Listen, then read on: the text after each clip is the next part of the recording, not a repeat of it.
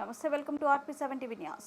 Nalgonda parliament అభ్యర్థిగా ఎన్నికైన కందూరు రఘువీర్ Reddy INC అభ్యర్థికి ధృవీకరణ పత్రం అందజేసిన రిటర్నింగ్ అధికారి నల్గొండ జిల్లా కలెక్టర్ హరిచందన్ చేతుల మీదుగా అందుకుంటున్న రఘువీర్ రెడ్డి కాంగ్రెస్ సీనియర్ నేత కందూరు జనారెడ్డి తనయుడు రఘువీర్ రెడ్డికి 7,84,337 ఓట్లు సాధించగా సమీప ప్రత్యర్థులు బీజేపీ నుండి సానంపూడి సైదిరెడ్డి 2,24,431 సాధించే రెండో స్థానంలో నిలువుగా బీఆర్ఎస్ అభ్యర్థి కంచర్ల కృష్ణారెడ్డి 2,18,417 ఓట్లతో మూడో స్థానంలో నిలిచారు.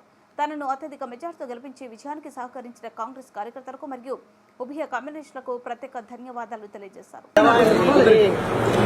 కొద్దిగా మీరు ఎంటర్ పోయి అందరం